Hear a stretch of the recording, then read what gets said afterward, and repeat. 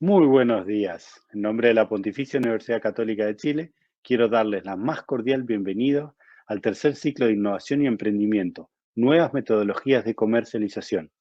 Esta jornada está siendo transmitida por Radio Bio Bio y YouTube Live del Centro de Innovación UC. Saludamos a las autoridades académicas, expositores, profesionales de los sectores privado y público y todos quienes nos acompañan hoy. En primer lugar, quiero invitarlos a ver un video del vicerrector de investigación de la Pontificia Universidad Católica, el señor Pedro Buchón, y del vicepresidente ejecutivo de Corfo, el señor Pablo Terrazas, quienes no quisieron estar ajenos a esta jornada y nos enviaron el siguiente saludo. La innovación, el emprendimiento y la transferencia tecnológica serán herramientas clave para la reactivación económica post-pandemia.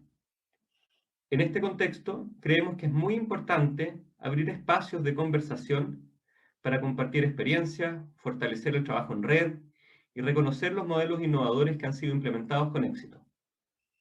Les damos la más cordial bienvenida al ciclo de Innovación y Emprendimiento organizado por la Universidad Católica gracias al apoyo del programa Viraliza de Corfo. En estos encuentros, expertos nacionales e internacionales compartirán valioso conocimiento y herramientas claves para incentivar la reactivación económica a través de la innovación, el emprendimiento y los nuevos negocios del futuro. El ciclo está integrado por 4 eventos principales que se realizarán entre junio y diciembre de este año 2021. En ellos se abordarán temas como la importancia de la asociatividad y el trabajo colaborativo, nuevos modelos de negocio para emprendimientos innovadores, las ventas desde un enfoque más humano y el rol de emprendimientos biotecnológicos para enfrentar la pandemia. En tiempos tan complejos como el que nos ha tocado vivir, esperamos que este ciclo sea un aporte para el ecosistema de innovación y emprendimiento en nuestra región, fortaleciendo la colaboración entre los diversos actores del mundo público, la academia y el sector privado. Bienvenidas, bienvenidos. A través de distintos instrumentos, la Corfo siempre ha estado impulsando la innovación, el desarrollo tecnológico y el emprendimiento. Y en esta oportunidad, a través de nuestra línea Viraliza, en conjunto con la Universidad Católica, que postuló y ha estado trabajando con nosotros en muchos de estos esfuerzos, estamos lanzando un ciclo de innovación y emprendimiento. Lo que queremos justamente es ver cómo podemos avanzar en el trabajo colaborativo entre emprendedores, innovación, entre el mundo público y el mundo privado. Cómo podemos conectarnos todos en un ecosistema que impulse la innovación, el emprendimiento, el desarrollo de nuevas tecnologías, lo que va a ser clave para la reactivación económica post-pandemia. Así que estamos todos invitados a participar, a escuchar en este ciclo de trabajo en donde vamos a compartir experiencias, a coordinar reuniones y por supuesto vamos a contar con toda la experiencia y expertise que tiene la Universidad Católica en este tipo de ciclos. Muchas gracias.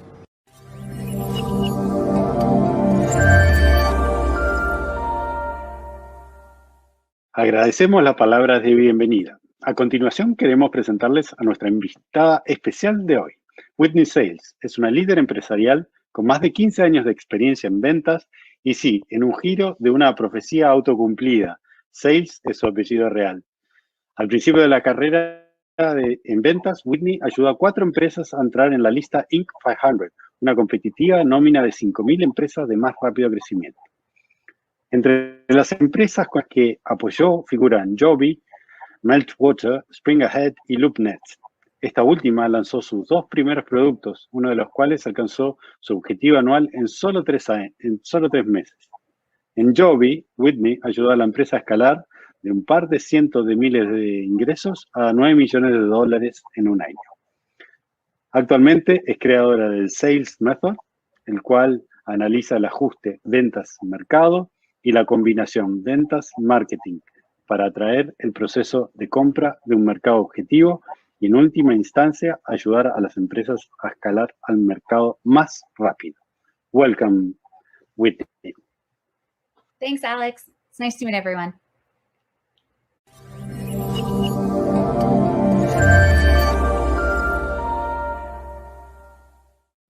So just to give you guys a little bit of context on what we're going to be going through today, there are 2 things. One of them is around how I think about and approach go-to-market for early stage companies.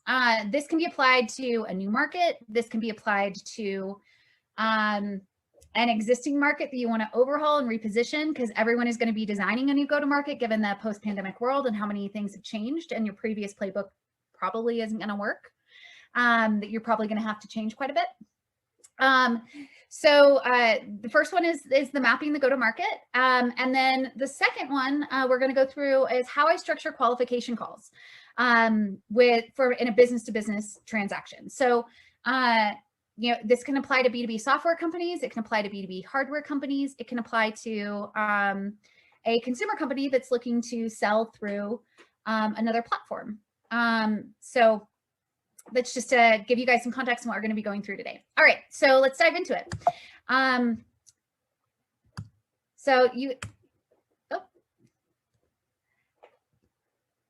You guys heard a little bit about me. My name is Whitney Sales. I've worked in early stage go-to-market for 15 years. First as a salesperson, then a sales leader. Now as an investor, as well as advisor to a number of companies, and I run my own consultancy called The Sales Method. And so what we're going through is some of the foundational work I've done around go-to-market and the sales method.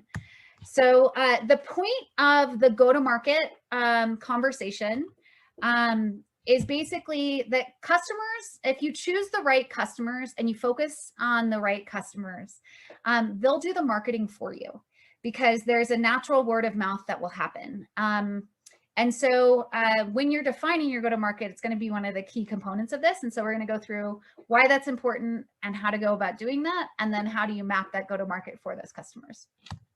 So most of you have probably seen this chart before. It's called the Law of Diffusion of Innovation.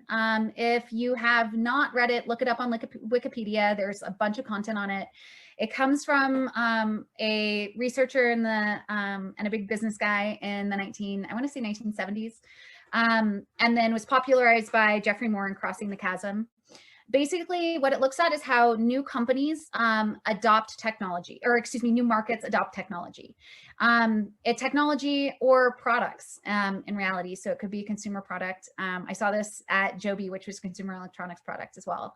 So, and hardware products and services for that matter. So basically, if you look at a given market, 2.5% of that market are innovators, meaning people who have are actively trying to solve that problem, the problem that your product solves for. So they have come up with some solution. In a lot of cases, if it's a software or hardware product that serves a specific business need, they have actively tried to solve that problem in some way, and your product ideally solves it better. If it's and then you go at 13.5% are early adopters. So these are people who like to pay attention to all the new stuff that's on the market. So think the people who are active on Twitter, the chief innovation officers at organizations, the engineer who knows all the new cool tech or code that's on the market. These are your kind of early adopters in this in a given market. The early majority are the customers who are going to ask you, which 34% are going to be the ones who ask you about who else is using you. The late majority are going to be people who adopt something because they have to in order to survive. So think the people who were the last to get rid of their flip phones to adopt a smartphone. And then the laggards are the people who are still trying to use their flip phone or a broken piece of equipment because they don't want to adopt the new piece of technology or learn the new piece of technology. Also people on Blackberries, that's another one, unless they're a lawyer. And the important piece of this is that 16%, when you reach a 16% adoption point at a given market, or in the case we're going to talk about today, a given segment of the market, you hit a tipping point. So meaning there is a level of virality that happens within that market. So meaning someone's going to tell someone else about the product, something becomes industry standard. So think most of you run a business, and so you're familiar with a marketing automation, right? So the tool that people use to run their marketing. Marketing automation started with Eloqua, then it went into Marketo, then it went into HubSpot, Acton, Pardot, which was acquired by Salesforce. All of these kind of came out at a particular period of time. So what it was that the market hit a tipping point around marketing and automating your marketing activities, that people had to adopt marketing automation in order to survive if you were trying to reach a large market. And so it created this natural viral effect for companies and even individuals who are running, you know, if you're an influence marketer or something like that, who's trying to run a marketing campaign that entails email, social media, things like that, it became something that people adopted. So that's kind of an example of a tipping point. The problem I see most startups, early companies, or even companies when we're looking at a post-pandemic world, is they look at the total addressable market. So if in VC terms, it's your TAM, as opposed to a segment of the market that is most likely to adopt the technology today, or your hardware, software, services today. So they're looking to sell to anyone, as opposed to the people who are experiencing the pain point that your product solves for today. So your product or service. So the thing that I mentioned a little bit earlier is, we're talking a little bit about post-pandemic, is that segment of the market that is experiencing the pain point has probably changed from pre-pandemic days. So looking at your segments and really figuring out who is experiencing the pain point that your product solves for is really important. The reason being, when you look at the total market you want to go after, if you go after your TAM, it's going to be a much larger segment of the market than it's going to, excuse me, hitting your tipping point is going to be a much larger group of customers. So, you know, 1,000 customers hitting your tipping point is going to be 160 customers to get to that virality. If you go after a segment of the market, which we have kind of broken down here from a size perspective. So if you're going after SMB, 1,000 to 2,500, mid-market, 150 to 250, enterprise, 50 to 100 customers. If you go after a smaller group, hitting that tipping point is a lot easier, because you're in an enterprise group, you're looking at, you know, 16 customers if you're going after 100. So that focus really matters, and identifying who that segment of the market is that is experiencing the pain point now, because you can get to that virality, because each customer is looking at other customers' behavior to create validation of what they should be doing for the most part, or validation of a market, or validation of a problem, etc. So each customer is a hub and spoke. Paul Graham has a saying that it takes 10 customers to get to 100. What that has to do with is each customer is a use case that basically is proof point for another customer or another group of customers. And so if you focus on a segment of the market, there's a lot of incestuousness in a market. You guys are a Latin American country, you know how much relationships matter. When someone else says, hey, I'm using this product, so one of your friends recommends a consumer product, for example, you're going to go check it out and maybe buy it. If you're a B2B company, it works the same way. So it's kind of this, you want to focus on this segment because they're closer knit and they're watching each other's behavior. So getting that virality is a lot easier, as well as it's less customers that you have to hit. So looking at this, how do you define who this group of customers are? So the thing to look at is, what are the identifying traits that tell you that there's going to be a pain point that exists within that market? So for example, it might be location. In the United States, coastal regions and more tech hub oriented areas like Austin or in Utah is starting to pick up as well. If you look at the coastal regions or the cities I just mentioned, they are more likely to adopt new technology or deep technology, for example, because there are tech hubs have a tendency to have smaller organizations that are typically flatter, so less bureaucracy to work through. So they're faster adoption cycles as well. If we mentioned, one of the things that's also really important is to look at the tech stack. So from a product development perspective, it's incredibly important to know who you want to integrate with if you're going to have to do integrations. So if you're a hardware solution, if you're a software solution, there's likely going to be some type of integration or something your product is going to have to play with. Even if you're offering a service, you probably have partners you work with. So knowing who those partners are is really important. And from a technical perspective, you're going to have to get those two systems talking to one another. And that can require a lot of development work.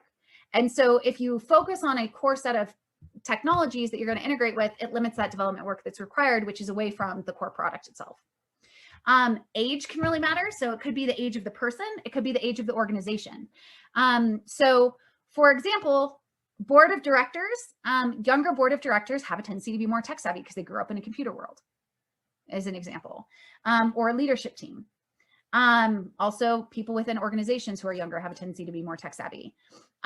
Organizations that are older, for example, have a tendency to be slower, but they have a specific set of problems. It could be the age of a particular title within the organization. We're talking about titles. It could be the age of a particular title within an organization. So for example, if a chief innovation officer was hired within the last 6 years, you mean they're probably a more innovative company and probably more comfortable working with startups. If the chief innovation officer has been at the organization for 6 months, it's probably a newer organization still trying to figure out what they're doing. So that can be another factor for around age. Titles. So do particular titles exist? For example, marketing operations, revenue operations, sales operations within an organization. Those are going to tell you certain things about the organization and whether your software is going to be a better fit for them. Responsibilities. So this deals with a little bit more when you get into the persona side versus the company side. But responsibilities can play a big factor in because titles in a lot of cases don't mean a lot these days, because as I mentioned, for a chief innovation officer who's been in the role for 6 months is going to have a very different job from someone who's been there for 6 years.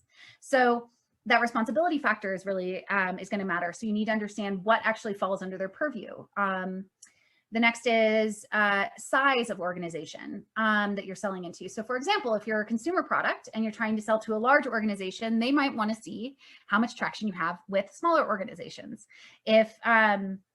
So that might be a factor. It might be harder to sell into them. So it might be the size of organization drives a certain amount of hiring. So if you're offering recruiting services, you might want a certain number of recs coming through. If the size of organization might also mean they have a particular problem. So that's another factor. Revenue, we all know what that is. Industry, we all know what that is. So these are various ways that you're going to define the ideal customer persona or partner persona that you want to be going after, because it's really going to determine how much time and energy you spend on them. Next up, when you look at the segment that you want to focus on, you want to look at and trying to pick that segment. You want to look at, one, who do I have access to? So access really matters. You need to be able to get in front of your buyer. It's kind of your demand generation element. Next up is pain as well as innovation. So pain, are they experiencing the pain point my product solves for? So if you're a hiking product, you need people who hike, for example. If you're a hardware product that works in the medical industry, you need to, in hospitals specifically, you don't want to be selling to a dentist's office, right? So you need to make sure they're experiencing the pain point that you're solving for. Next up is that I mentioned was innovation. So for example, an organization that I know is working on carbon credits and environmental impact.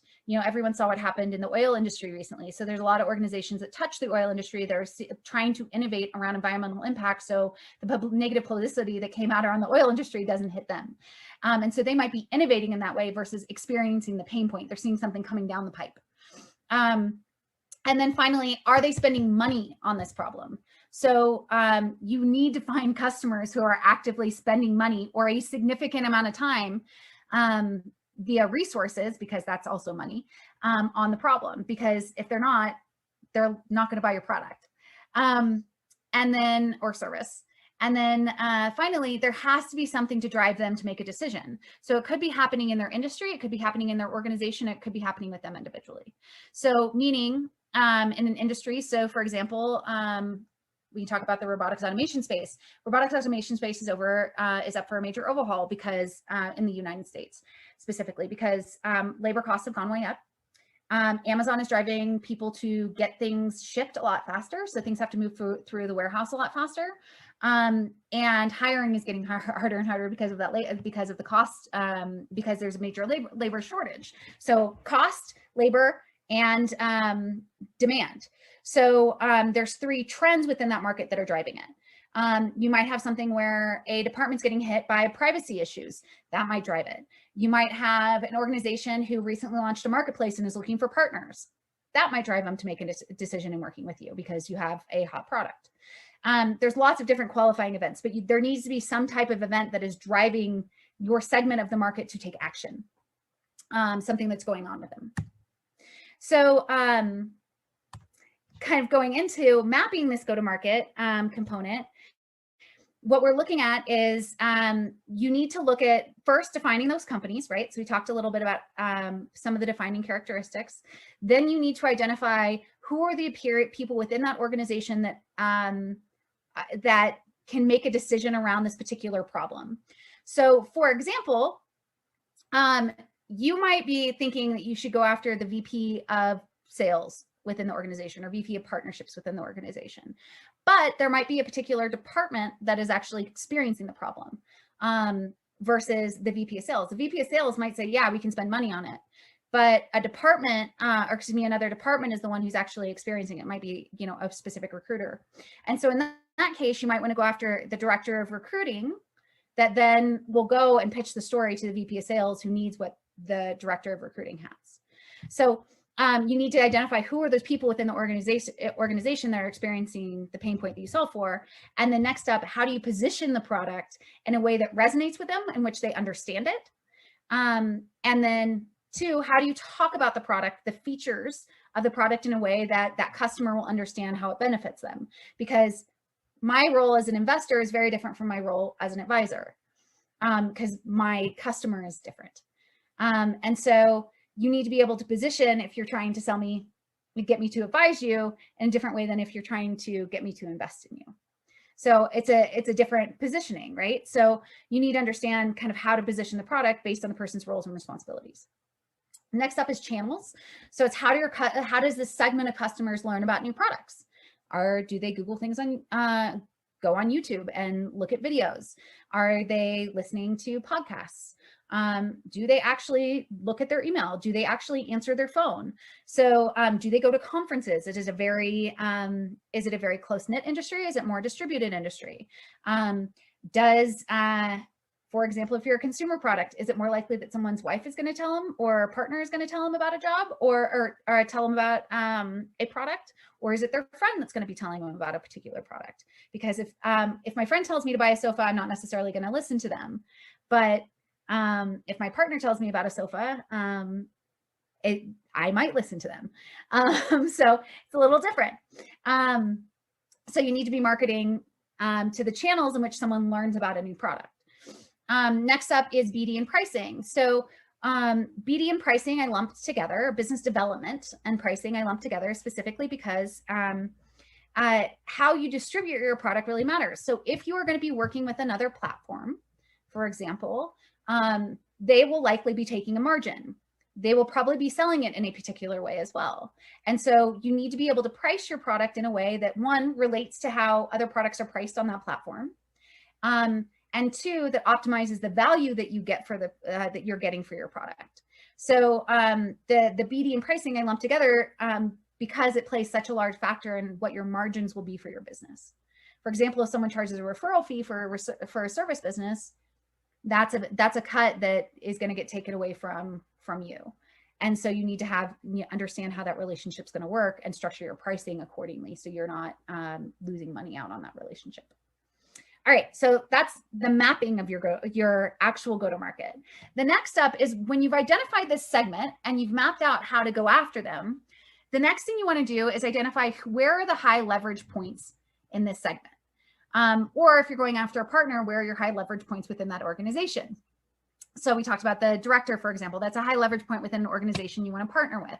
From a customer perspective, typically the market influencers, we all know what influencers are in fashion, right?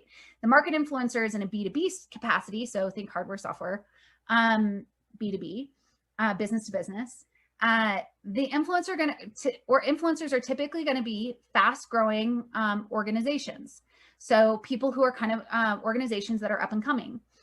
These are organizations you want to focus on for a couple reasons. 1, you get more spokes off of the hub. And 2, in that B2B,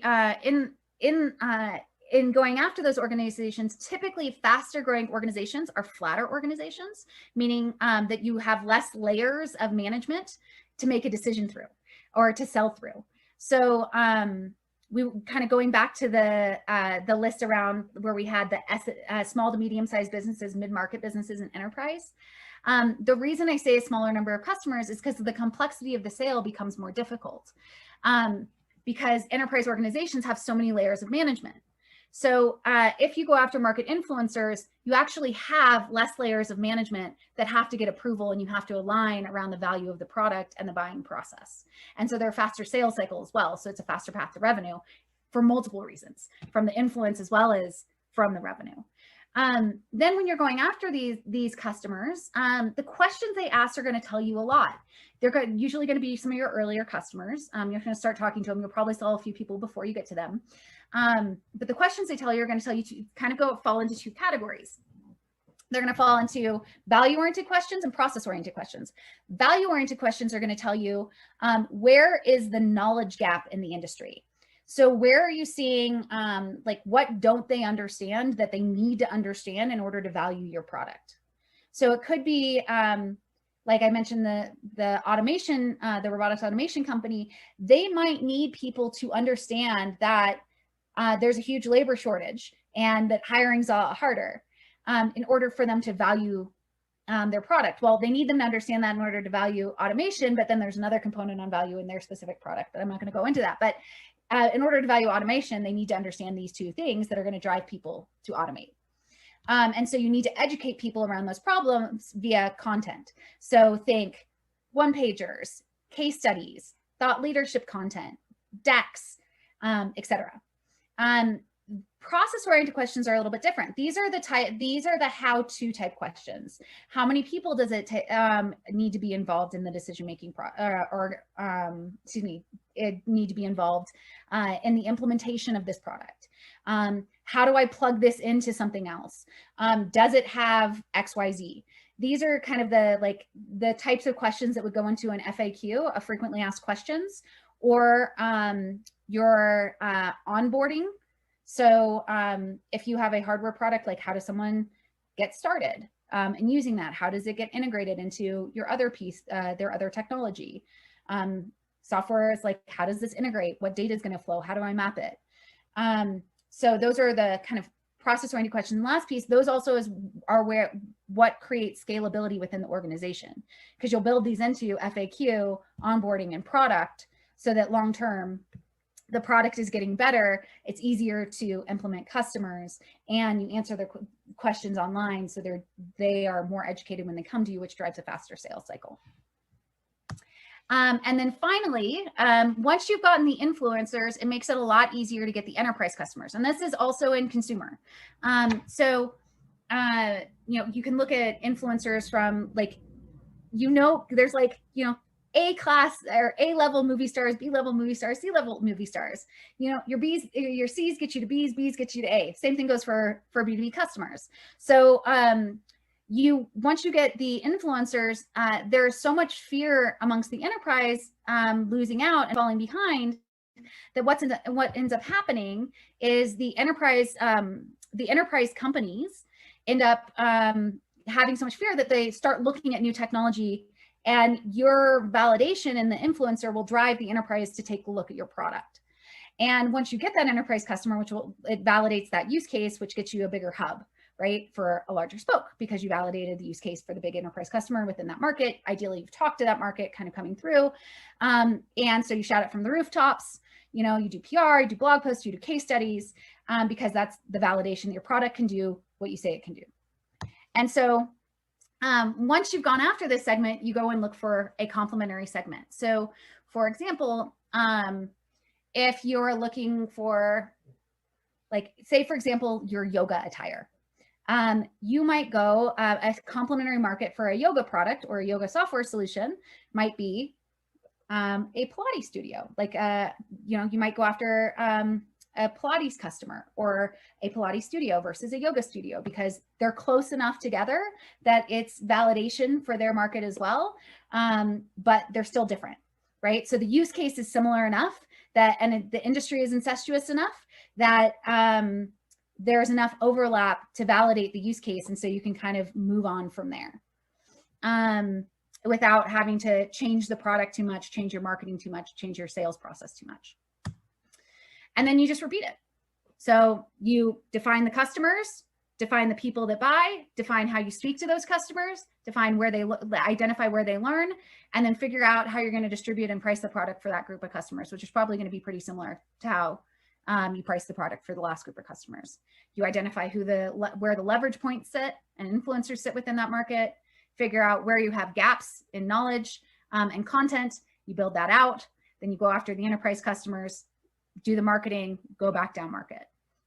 So it's just a cyclical process.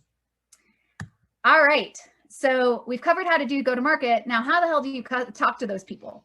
So that was kind of how to attract those people and price for those people. Now we need to figure out how do you talk to them. So this is how to structure a qualification call as a early stage company, or honestly, I actually like using it for later stage companies too, because most of the time people miss a lot of this content. So kind of jumping in here. What's the point of a sales conversation, an initial qualification conversation? It is to build trust with your customer. And so if you build trust with the customer will tell you everything you need to know in order to sell to them. It's pretty straightforward. Trust builds the ability to get to know the customer and know what their needs are, and that you can actually solve the problems that they solve for, or that they're experiencing, and they'll tell you everything that you need to know to sell the product and answer all your questions. If you don't have trust, you can't get that information. So this is generally a high level of how I structure a qualification call. I start with the context on why they're speaking to me, and how the call is going to run, so I can control the conversation. Then I go into why are they speaking to me? So what are they interested in? What are they trying to solve for? Why us, basically? Then I'm going to go into what it is we actually do, identify what's based off of what they're trying to do. And then we're going to go into how they actually are going to buy the solution in the first place. So diving in deeper, I like to start every conversation with building a little bit of rapport. So Alex did that for me because he introduced me in this conversation, but normally I'm going to make fun of myself for having the last name Sales. But so, self-deprecation is my first point there, because it's the one I've used for a very long time. It could be something that happened. So for example, it is a beautiful day in Tahoe right now, which is where I'm living. And I just got my stand-up paddleboard. So actually, after we get off this recording, I'm actually going to go paddleboarding, which is pretty awesome. And that's a way for someone to get to know me a little bit. It could be something that happened in their organization. So maybe a piece of content that you read about them, anything really. And the goal is to try and get people to laugh, get people to smile, get them to drop their guard. If you can get someone to laugh specifically, it actually automatically gets someone to drop their guard, because it builds a positive affinity. Also, fun fact, it stimulates neural activity, so it makes your customer smarter. So depending on how good your product is, ideally, you're making your customer smarter and more engaged, because it stimulates endorphins. Next up, I'm going to go into introductions. So when I am introducing myself to companies, that's typically the way I'm going to want to focus on that is I'm going to look at how are we connected in the first place? Did they respond to a piece of content? Did they come to my website? Did they see something? At a conference? Did someone introduce us? So how you're connected. And why that's relevant. So if they responded to something, why were you interested in speaking with, this kind of thing. Each person's name, title, and responsibility. So if you have multiple people in a conversation, whether you're selling loans or whether you're selling software or whether you're selling a consumer product, if you have multiple people in the conversation, you need to understand their name, title, and responsibility. A couple reasons why. If there are multiple people in the room, their responsibilities can tell you if someone's checking out, you can say their name and it will get them to engage. So for example, if you notice someone's typing or on their phone in a conversation, what you can do is say, hey, John, Joe, Jose, Valentina, and ask them a question. And that will engage them when you're covering an area of the conversation that would be relevant to them. And then this will also help you in mapping your go-to-market, because remember, as we talked about, responsibilities can matter. Also titles, you can map responsibilities to titles and size of organization or age of organization that are going to help you define, again, who your ideal customer is, so you can really focus. So, and then it's going to tell you how to position for them, right? So all this plays together. And then also finally, how much time you have.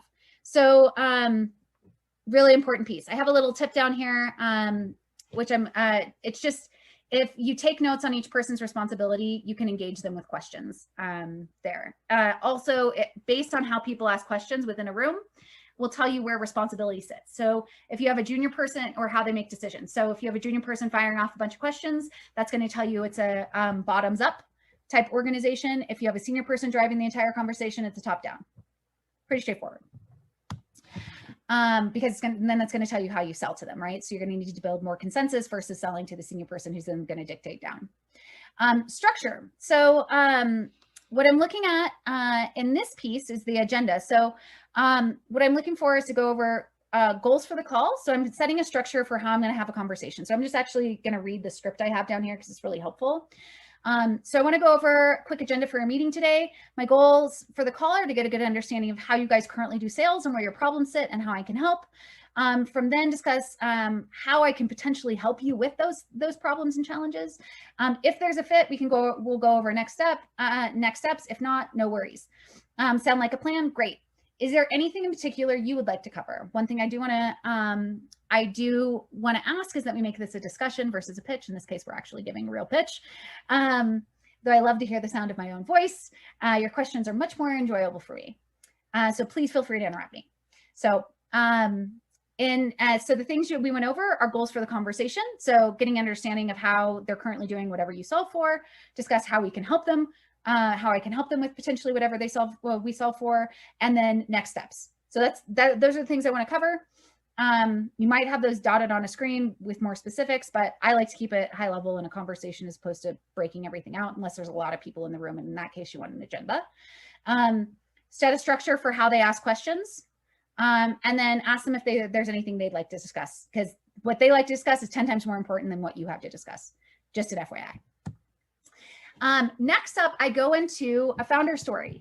The founding story itself is a framing of how people think about the problem. So in a lot of cases, in this case, after you go into agenda, a lot of people will jump straight into the product, or they'll jump straight into questions. What you actually want to do is get people thinking in the right way around the problem. So if you've heard of The Challenger Sale, great sales book, by the way, what the framing does is challenge people's way of thinking about the problem today. It either challenges it, or it validates it based off of how you think about it, right? So what's in a founding story? The founding story itself is trends. So how did you discover the problem, or what is driving the problem that you guys solve for today? So it could be, I worked with a people API company. The thing that was driving the major problem is that most systems were not designed to capture most of the data around people that is valuable, because they were designed, 12 to 15 years ago within enterprise organizations. And so people are piecemeal trying to come up with solutions on how to get that data. Most enterprise organizations have an incredibly old database. And so a lot of that information is out of date.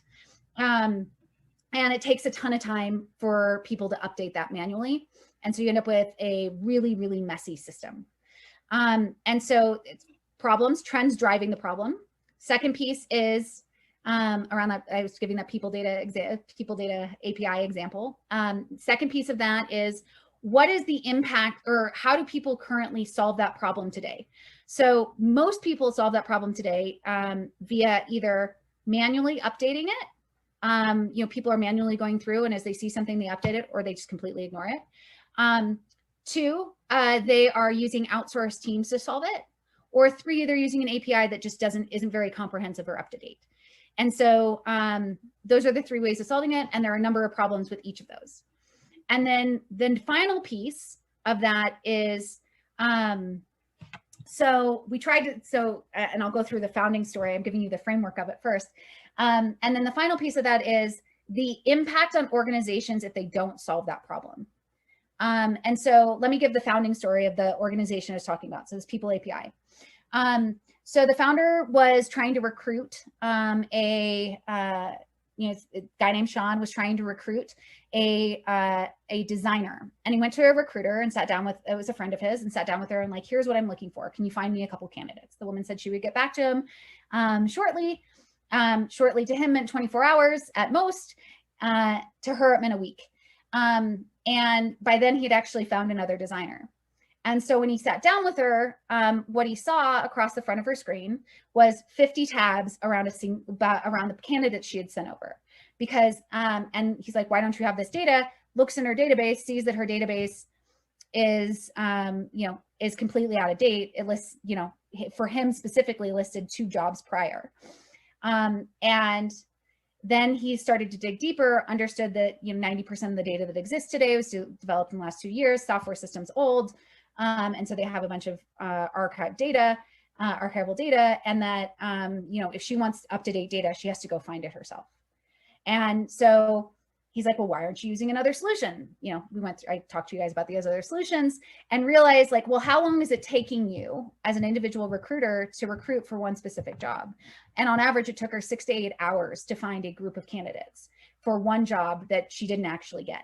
And so it was a ton of wasted time. Looking at how many job recs go through any organization, you can multiply that factor of 6 to 8 hours for any organization that don't have up-to-date data on researching candidates. And so we had this multiplier effect of like, hey, it's costing organizations a ton of money. It's incredibly inefficient. It's incredibly out of date.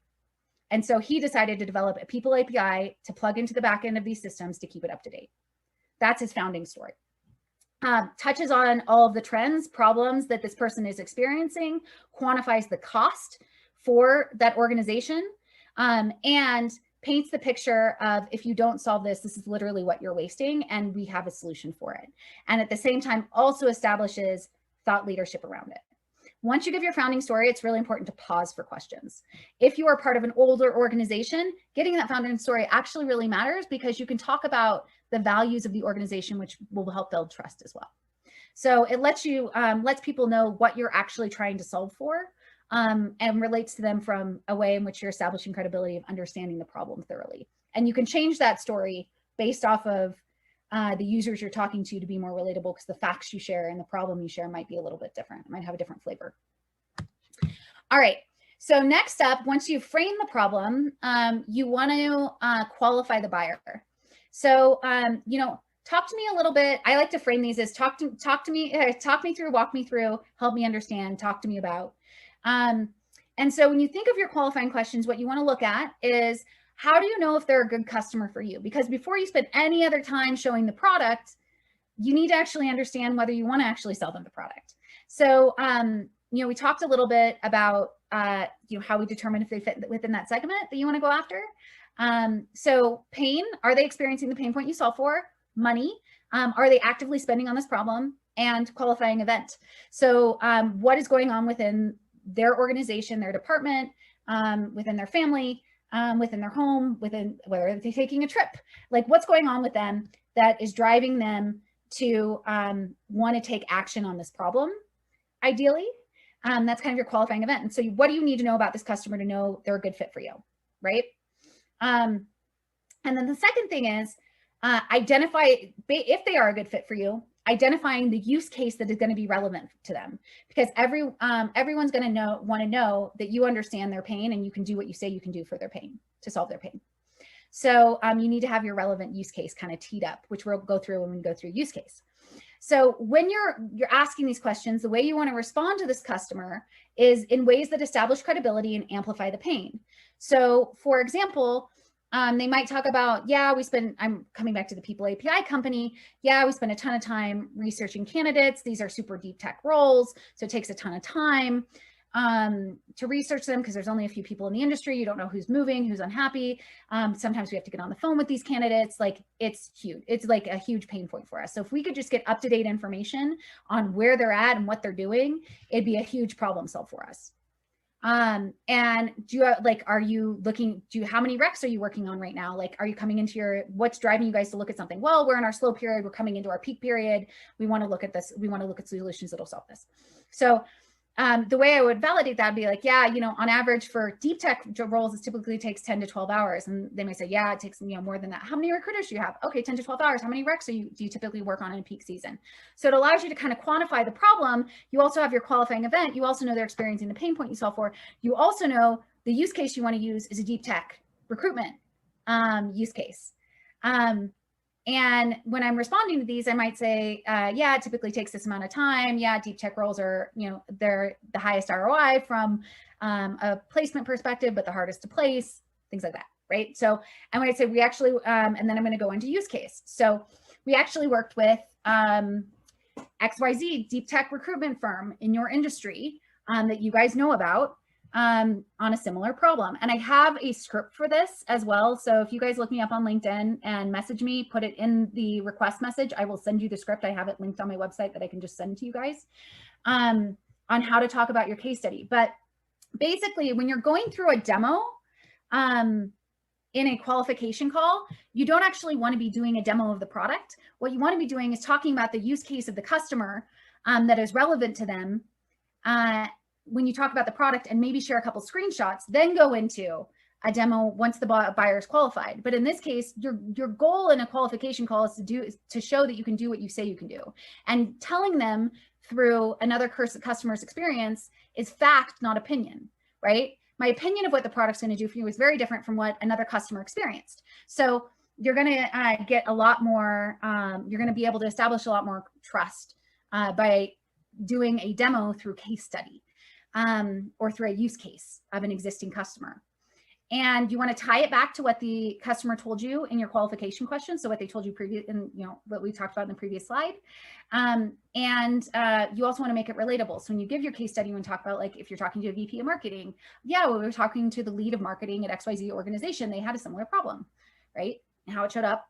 And it should include a quantifiable ROI that the customer got from using your product. Or a specific example on the value that that customer received if it's a use case, or excuse me, if it's a consumer product. Next up, you want to go into your sales questions. The sales questions are, what do you need to know in order to map the ROI for that particular customer? So we're kind of talking about B2B here, but it also is in partnerships, right? So how do you know what ROI you're going to offer that customer? Well, it could be, if it's a partner, for example, it might be, okay, you have this much web traffic, like talk to me a little bit about how your customers break down. Oh, that's actually our core segment that we focus on. Like, what's the size of those organizations? Okay, great. Like, and then you can come up with like a pricing model and marketing model that will work with them. So you can start to quantify the value of your product based off of how that customer is experiencing the pain point that you're trying to solve for, or the innovation that you're trying to address. Partnerships are going to be innovation. But so for example, in the People Data Labs, or the People API that I was talking about earlier, that company would look at what's the size of the database? How many recruiters do you have? Or if they were implementing into the back end of a piece of software, to keep that software up to date for like a larger group of customers, what we would do is look at how many customers do you have, how many fit into these categories, and we could start to map the value for them and standardizing the data set for those customers. So it allowed you to create kind of the strong ROI story.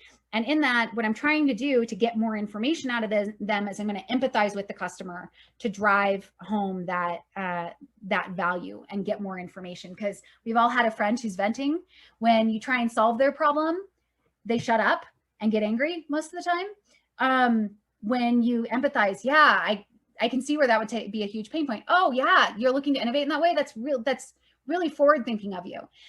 So you're showing emotion to get them, to encourage them to keep going in whatever they're telling you. So you're going to get more information out of them. Next up is the ROI. So now you're trying to get their specific use case that they can then take to other people to explain the value of your product for the organization, the individual, the partner. Right? So what you're trying to do is give them the story that they can then tell to others. And so it's how is the product going to impact their business, their department, them individually, their family, them specifically. right? So, and you want to tie it back to what they told you in your sales questions and your qualifying questions, and you need to make it very clear and very concise. After this, you always want to pause for questions because they will have questions. This is where you'll get the two spreads that we talked about in the previous area on mapping go-to-market between process-oriented questions and value-oriented questions. Value-oriented questions are going to tell you that you need to go back and requalify because they're not actually seeing the value. So these are the why would I use you questions. They're not buying it, essentially. And so you need to go back and requalify and really understand the value that they're looking to solve for. If it's process-oriented questions, they're in a buyer mindset. And so you need to go into then mapping the buying process, which I use BANT for teaching quite a bit. There's also Champ, there's also Medic. There's a bunch of different sales tools. Pick the one that's best for your business. They're tools and they could be used in different scenarios. But BANT stands for Budget, Authority, Needs, and Timeline. Budget is some questions here that I like to use is, how do you typically evaluate tools like this? Is if you're implementing something, what kind of sprints do you work on? Because time to implement is actually part of budget, right? If they have technical resources that they're going to need to plug in, et cetera. So the time, like technical resources are just as important as financial resources to get your tool implemented or purchased.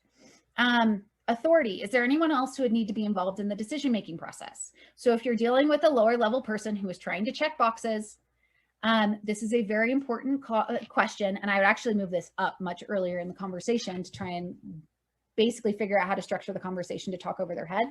But is there anyone else who would need to be involved in the decision-making process? What's their role? What do they care about? Because this is going to tell you when they get back on the conversation where you're going to want to steer it. Needs you talked about, because we did those in the qualifying and sales questions. And then timeline. Have you ever purchased a tool like this before? Have you ever purchased a product like this before? If you're a contractor, have you ever remodeled a home before or a commercial site before? And then what was that process like? Do you have legal? Legal is going to be really important. If there is a legal process, are you going to need to get any other approvals? Is there a procurement process? Is there a security review? And is this process tied to any internal deadlines? So we talked about the people API, and I kind of gave a scenario around they're coming up into their peak season and they want to implement this before that. So you have an internal deadline around their peak season that you can now tie them to and basically work backwards to implementation so that, well, it takes about 2 weeks to implement. So, and, it's this date. So we have about 4 weeks to make a decision on this. Right. So you can kind of work backwards from that internal deadline that they give you that they want to have it purchased or implemented. Once you understand that, repeat it back to them and say, did I understand you correctly? So if I understand you correctly, this is what your buying process looks like. This is who's typically involved. You guys do 2-week sprints. It typically takes 3 months to get into that sprint. You want to get us into the next sprint. And so in order to do that, we would need to run through the purchasing process for you guys, which takes about 4 weeks. You have a 2-week legal review. That gives us about 6 weeks to make a decision on the product. Did I understand that correctly? Right? And you're going to want to summarize that in an email afterwards too. But they will fill in gaps for you if you missed anything. So it really makes sure you comprehensively understand what's going to happen after the call. And then finally, next steps. So we talked a little bit about what their process looks like. Now it's, okay, so if I understand you correctly, this is what the process looks like. Okay, so it sounds like the next steps from here are whatever they are. So, and then ideally you found places that they couldn't answer questions or they needed to do something. Maybe they need to sign an NDA. I don't know. But what's their homework? What's your homework? Confirm dates for those to be delivered on. If they say like, circle back with me in 2 weeks, great. What we can actually do in this case is I'll circle back with you. I'm going to send you over that information the next 2 days. I'll circle back with you in a week. I'm going to send you over a calendar. Is this time of day typically good for you? Great. I'm going to send over you over a calendar invite in 2 weeks so we can just touch base quickly for 15 minutes. And I'll circle back with you a week ahead of time just to make sure that time still works with you. Right. So they try and push you off. That's the way you kind of get around it.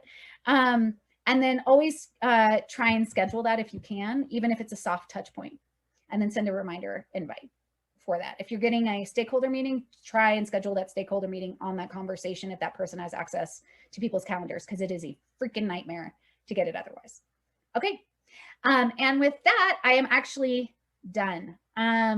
So I will turn it back over to Cleo and Valentina.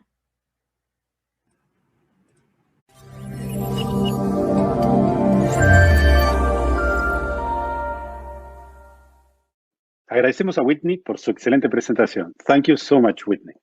Ahora, para la sección de preguntas, tendremos a Loreto Valenzuela, directora de College UC y académica de Ingeniería, quien profundizará en los tópicos expuestos por Whitney en la siguiente entrevista. Bienvenida, Loreto.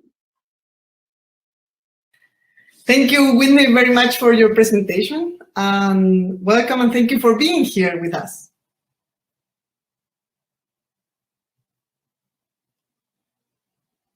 Thank you. And so your topic is about the sales, and we now live in a very different world that we used to live in, I don't know, 5 years ago. And who knows how we will be in a couple of years. So what recommendations you will give to people that are in sales, are starting sales, and they have to deal with this post-pandemic world in a turbulent time, and how you can convert your prospects into clients in these times that are different than they used to? Yeah, I mean, we're different from 12 months ago. I mean, things are insane right now. And the world's very different. People work differently. People are buying differently. So I would say the biggest differences that I've seen is how you focus. The customers that you had prior to the pandemic are likely going to be different than the customers you have post-pandemic, because the economic conditions are very different. So the financial conditions of your customer is going to play a big factor in who you should be focusing on from an ideal customer profile, as I talked about. So for example, we talked about in the deck how there's a qualifying event. So there's something that's going on within the organization or within the industry that is driving people to make decisions around a particular product. The factors that drove someone to make a decision pre-pandemic are likely going to be different now post-pandemic. Because the economic conditions are different. So for example, airline industry is in a very different place than it was even 6 months ago. The auto industry is a very different place than it was 6 months ago. And so as a result, also the companies that service those industries are in a very different condition. So that's a factor. So looking who your customer is and what's going on within their industry to change your positioning and who you're going after is a really important factor. The other piece I would say is around how your customers are buying. So pre-pandemic, everyone could talk to one another. You know, you could go and meet with one another in person and have a coffee. You could go have a drink, you could have dinner. A lot of that in-person interaction is still minimal. I'm here in the US where things have opened up quite a bit, but people are still, you know, they're still doing most of their work remotely. Like most offices haven't opened back up. So for me, the thing I would say is look at how your customers are buying. If you can do it online, it's much less expensive for you to be able to sell online, like in this type of setting, than it is going to be to go in person. Building trust is a bit harder than it used to be because you can't have that in-person interaction. You can't toast cheers. You know, you can't build that rapport that you normally would have otherwise, and you know, going and having a good time with your client so they can see you in a personal way. So that rapport building, the same way you would build rapport on a phone call, you're going to need to do over video. Having video on is going to be really important now that people are buying more remotely. But a good thing about it is, and I don't think you guys are fully through the pandemic yet, but in the US, now that we're starting in the post-pandemic world, what we're starting to see is people don't want to go back to the office. Conferences still play a big role. They're starting to pick back up. September's our big conference season. And so people are going to want to go meet in person, but most people are more comfortable making purchases at a larger price point than they were before remotely.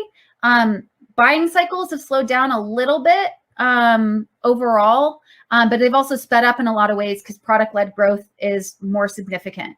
So it plays a bigger factor, meaning online content, video, so that your customer can go educate themselves prior to talking to you. is really important because you're putting yourselves out there and being transparent about what your product offers, et cetera, so that you can come with an educated buyer. And so when they're engaging, they're a little bit further along in the buying cycle, but they're a little bit slower because that trust is, if you're looking at a larger price point product, that trust is a little bit harder to build. So you end up doing more of proof of concepts and pilots. So I would say those are the two biggest things you can do, is kind of looking at who your customers are, and how they're buying. And then the second factor is looking at how they're buying and how you can work to build trust faster, either through marketing, or building rapport virtually. Cool. And in that sense, one of the bad sides of the pandemic is this distance. But at the same time, now that I'm in Santiago, you are in the US, it feels the same as with Alex, that is in Santiago and I'm in Santiago. I'm as close to you than to him. And how this advantage of the virtual distance between places kind of disappear. The time zone still is there, so there is a little distance from here to Australia, but now when you buy online, you care about how long it will take for anything to get into your whole house or work, and what is the post-sales treatment and the trust that you mentioned. But if the buyer is close by or is far, kind of doesn't matter anymore that much, because the coffee is going to be virtual anyway. So how do you think, do you have examples that you will say these companies have taken advantage of this situation and those maybe are not taking advantage of this situation, and then something, how you realize there is an opportunity that you are missing because of not making changes due to these changes in the scenario?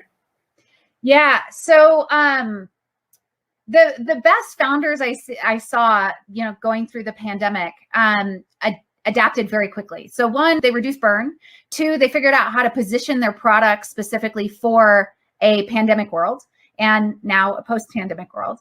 And three, they figured out what that reducing that barrier specifically around distance and location could advantage them. So for example, a lot of founders moved out of state. I used to live in San Francisco. I moved to Tahoe. So I can do investing and work with companies from anywhere now. So like I live in Tahoe and it's awesome. So that was one of the ways I took advantage of it.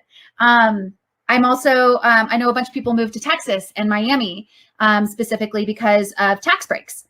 So there are a bunch of tax breaks. So I don't know how Latin America's set up, but there's probably some benefits from that perspective. A bunch of people have moved their engineering teams to other countries because people are less concerned around it than they used to be.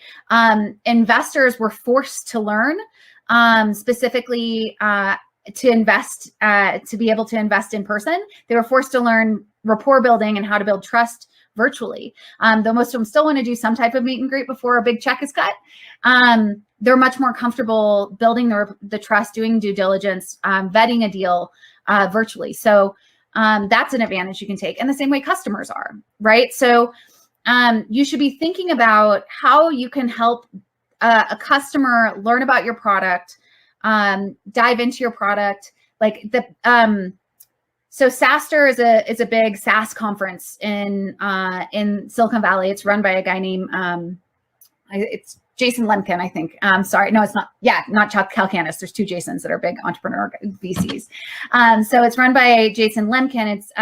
It's a big SaaS conference, and one of the major themes at that conference was this concept of product-led growth. So it's using your product to vet customers. So whether you are a consumer product, an actual physical product, or a software product, enabling your customer to have an experience of your product in some way will drive growth. So it could be a free trial if you're a software product. It could be a proof of concept or a pilot if you're a software product.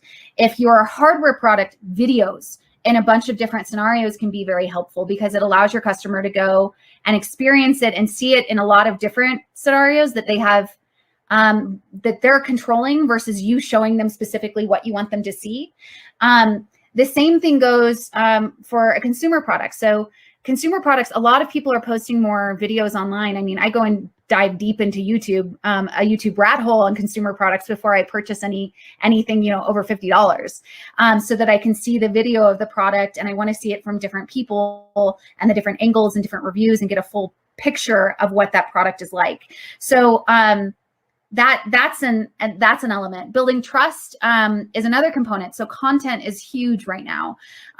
So a bunch of audio has, like, various podcasts and things like that are launching, especially now that they're integrated into a lot more digital platforms. There's always case studies are incredibly important. Something that was mentioned by a group called, I think it was Datadog that just went public. One of the tools that their marketing team used in the early days is they would have, if you're a more senior organization, and again, software product, hardware product, kind of at a higher price point versus, you know, versus a consumer product. But one of the things they used to do is have customers come in and just answer questions.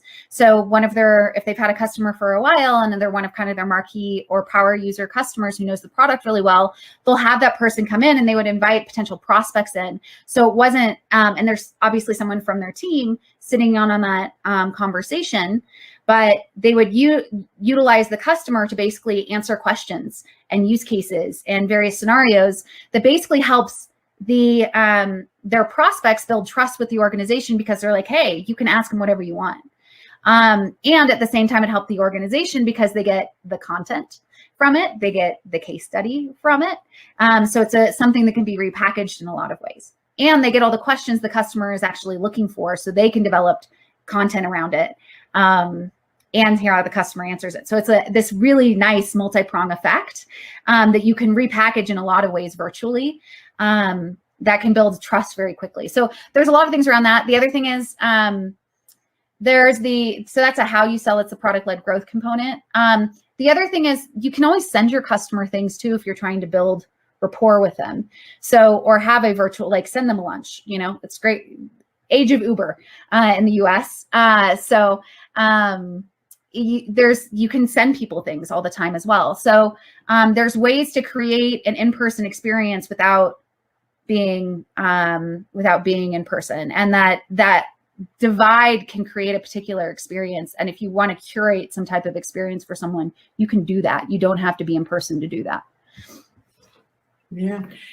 So Whitney, you have your own experience as an entrepreneur. So can you share with us your experience, how you started as your first sales, and how you changed your initial techniques, practice to what you are doing now, or how this continuous improvement of the decisions of going to big sales, how it's been changed for yourself, or examples similar to your experience that you can share with us. Yeah, so I've worked with about 150-ish SaaS organizations, so software as a service organizations. That includes marketplaces, et cetera. And I obviously worked in sales for over a decade. So there's a lot that's changed, quite a bit. So for me, early in my career, a lot of it was just learning how to sell. I mean, in reality, like, we all go through the ups and downs of selling. It's really hard. And how to manage my own emotions in the sales process. Because as a founder, if you're leading sales for your organization, or partnerships for that matter, if you're a consumer company, if you're leading the sales for your organization, every no is very painful and every yes is very exciting. And so that managing emotions can be a really big component. And that was probably like my second hard lesson I learned. And then from the actual process and tactical perspective of selling, I would say I've gotten much more process driven in general. So I went through the systematic approach of go-to-market, right? So we started with companies and then went personas and then went to positioning and channels and then BD and pricing. I work through that with, at this point, every founder I work with. So, and I've gotten much, much better at it over the years because I have so much pattern recognition at this point. But the big thing that I would say, and that perspective, so I'd say the next thing is getting more process driven, because the more process driven you are, the faster it is that you'll be able to repeat that process for scalability within your organization. So that's the second thing. And then, or the third thing, I guess. And then the last piece I would say of a change that in my process overall, and I would say this is more, I learned this a little bit earlier on, but it's one thing I've seen the downstream effects of it much greater within organizations, and how big of a problem it becomes if you don't do this, is the importance of focusing on that ideal customer profile that I mentioned. Because and focusing on that core segment that we talked about in the go-to-market, because the downstream effects of it, if you don't do that early on, cause so many problems. So an example of this is a robotics, I have a robotics automation company, I have an edge computing company, I have, a media company I work with. Each of these organizations has dealt with the downstream effects of this in some way. And basically what it is a pull from a product marketing sales perspective that basically has spread product too thin to develop the needs of the customers, because they didn't focus on a core group of customers that had the same tech stack or the same needs. And so they just keep getting pulled to develop new things for their existing customers, because they're not focusing on a customer that has a specific need that's repeatable and a specific tech stack that's repeatable. And because of that, they're selling what the customer wants, which is part of sales, obviously, is what I talked about, is finding out what the customer wants and selling them what they want. But it's also making what you have what they want, which means selling's a little bit harder.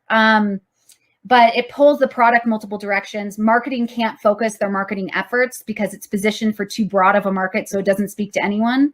Instead of speaking to someone specific, that's that's the product for me.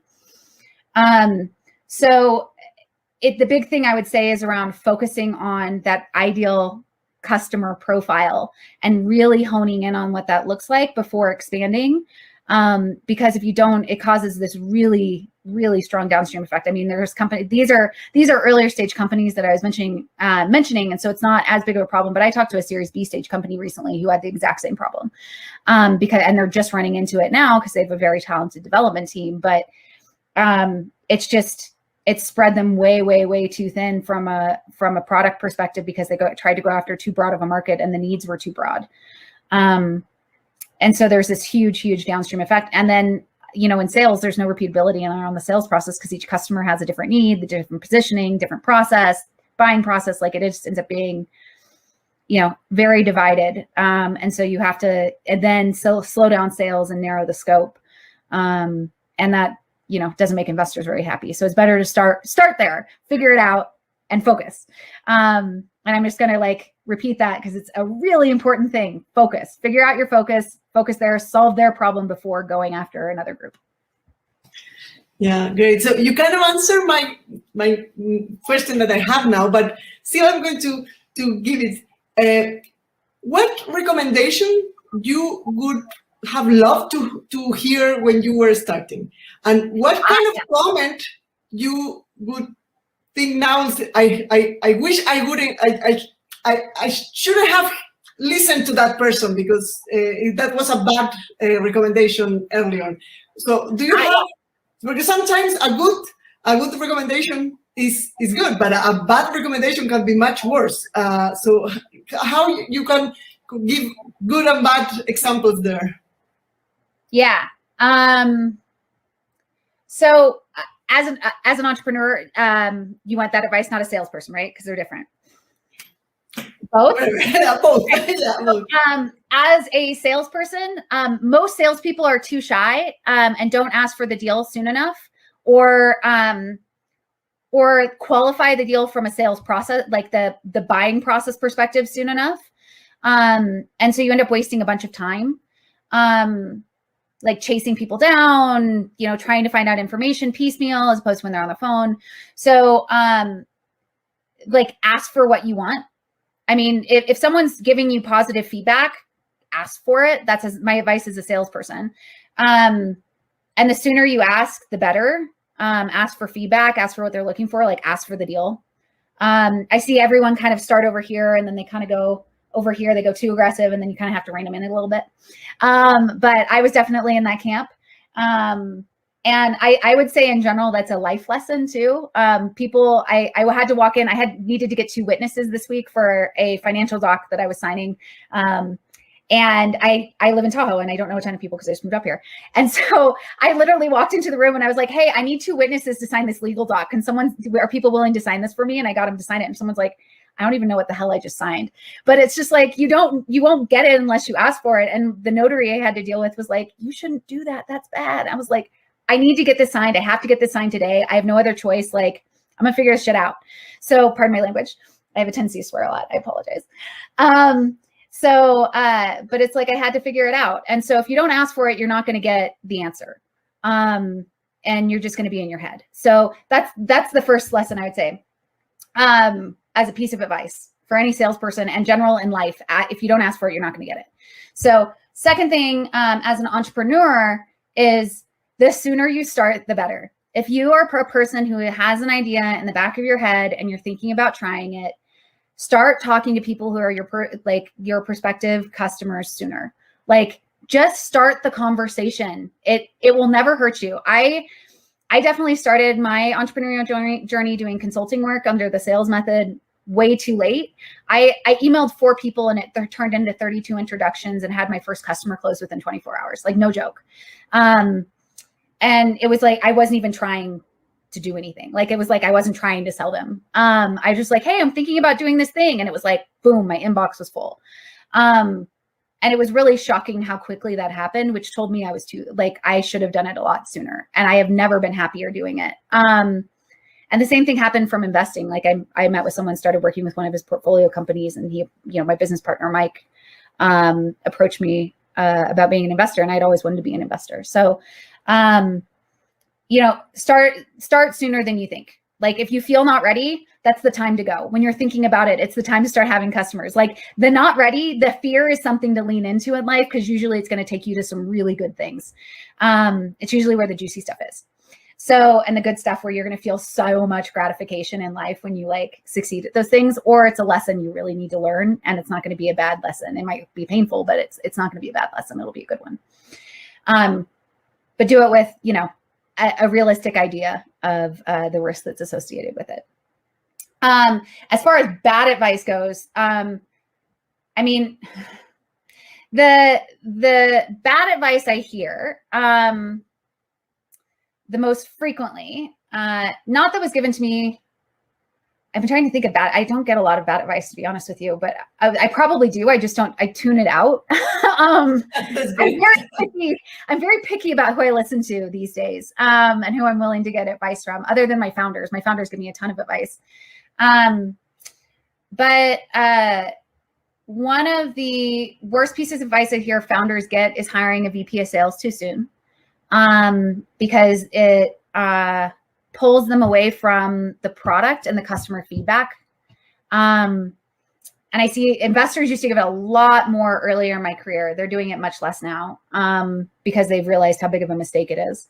But it's the biggest mistake I see entrepreneurs making, is hiring someone else to do the sales when they haven't solved that problem themselves. You need to figure it out. Sorry. If you're technical, sorry. If you're a product person, sorry. You got to figure it out. It's not a choice. It's the best skill set you'll ever learn. You'll use it everywhere. You'll use it in conversations. Anytime you're trying to persuade someone of something, you are using a sales skill, because you are trying to exchange an idea for approval. So just learn it. It will be an incredibly valuable lesson, and the emotional baggage that comes up as a result of that will help you grow quite a bit, because I call sales a polishing machine. It's gonna find all your rough edges, because it's all your own insecurities that come up in trying to push out your product, and your own values, what you've built. It's your baby, whether you like it or not. It's the value of that, and it kind of comes out. And getting past that will be an incredible growth opportunity for you too. So that's the worst piece of advice I see people get. I'm trying to think of personal, a bad piece of advice I've gotten personally. I would say, here's the thing.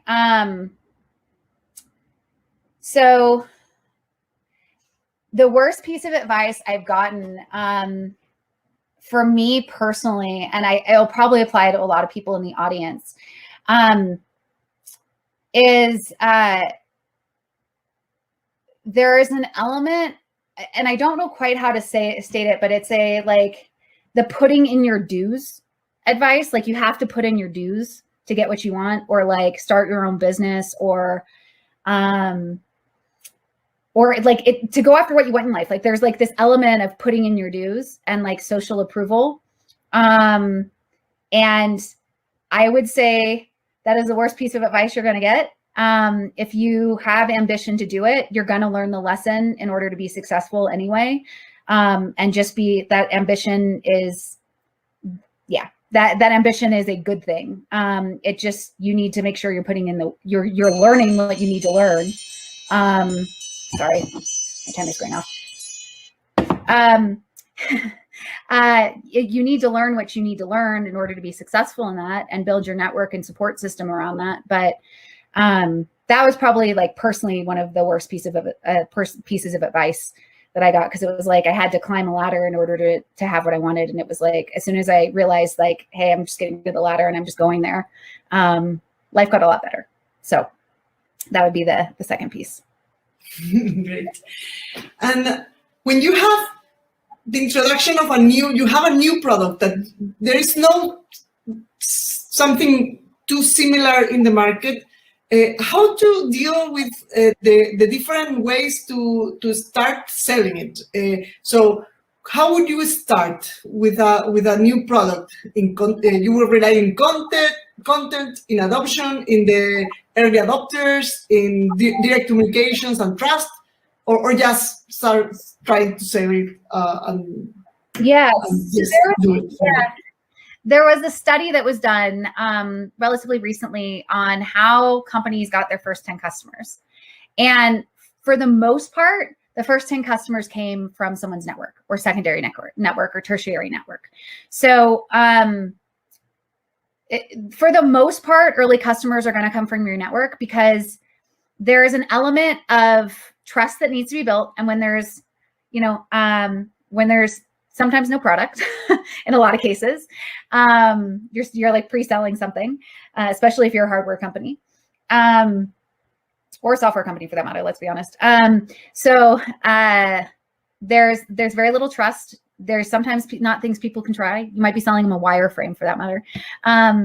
So that trust is built through, trust in someone else or trust in you. So that's one piece. Two, you need to be able to access those buyers, and getting in front of buyers is really hard in the early days, because you don't know how to position it. You don't know where they learn. You don't know any of those things. So introductions are going to be, kind of grease the wheels, in that regard. So for the most part, it does come from a founder's network, from what I've seen.